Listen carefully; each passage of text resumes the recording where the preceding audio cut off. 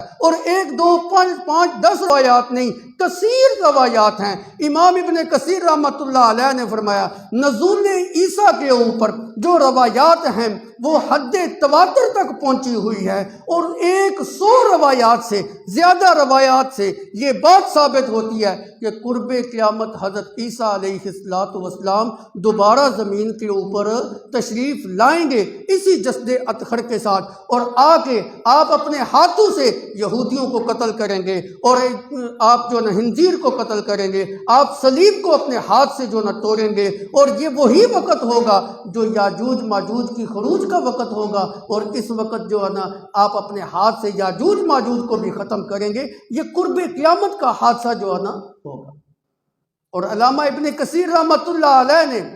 علامہ ابن حجر اسقلانی رحمۃ اللہ علیہ نے اپنی کتاب کے اندر اہل سنت والجماعت کا اجماع نقل کیا ہے کہ یہ مسئلہ اہل سنت والجماعت کا اتفاقی اور اجماعی مسئلہ ہے کہ حضرت عیسیٰ علیہ السلام قرب قیامت ضرور بضرور زمین کے اوپر آئیں گے، بلکہ حدیث کے اندر نشانیاں بھی موجود ہیں کہ آپ مشرقی کنارے کے اوپر،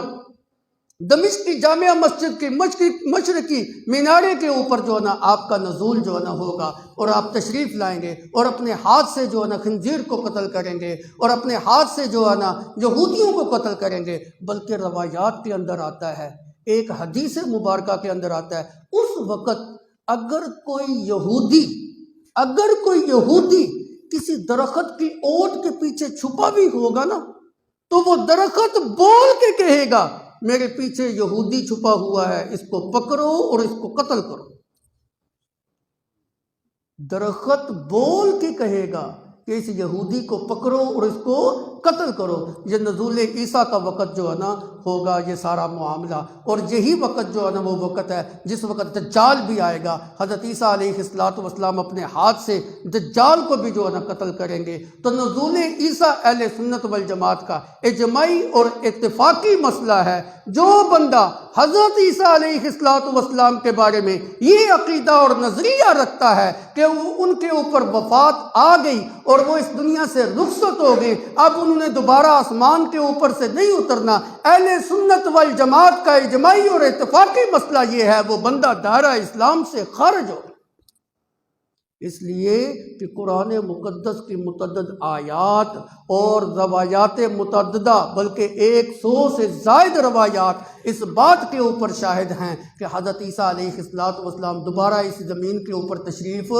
لائیں گے، اپنے ہاتھ سے کفر کا خاتمہ کریں گے۔ اور جس وقت حضرت عیسیٰ علیہ السلام کفر کا خاتمہ کریں گے، روایات کے اندر آتا ہے وَتَقُونَ السَّجْدَةُ وَاحِدَةٌ لِلَّهِ رَبِّ الْعَالَمِينَ، اس وقت روئے زمین کے اوپر صرف اور صرف ایک اللہ کو سجدہ کیا جائے گا، ایک اللہ کی عبادت کی جائے گی، غیر اللہ کی عبادت بالکل ختم ہو۔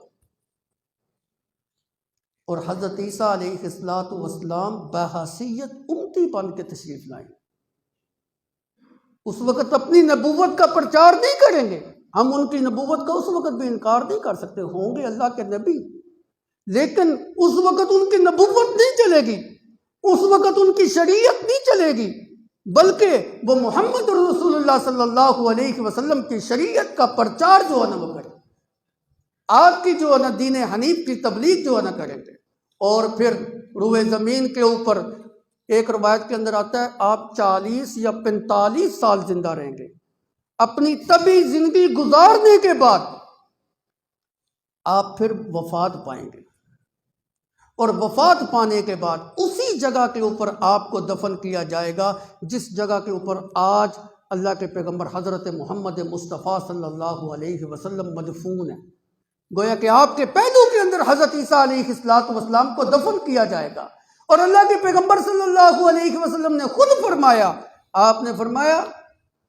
کہ کل قیامت کے دن میں اور عیسیٰ ایک ہی قبر سے اٹھائے جائیں گے، یعنی ایک ہی جگہ سے اٹھائے جائیں گے، قبریں تو الگ الگ ہوں گی نا، جگہ ایک ہوگی، ایک ہی جگہ سے ہم اٹھائے جائیں گے، اور ہمارے دائیں اور بائیں جو ہے نا عمر اور ابو بکر ہوں گے، ان کے درمیان سے ہم جو ہے نا اٹھائے جائیں گے۔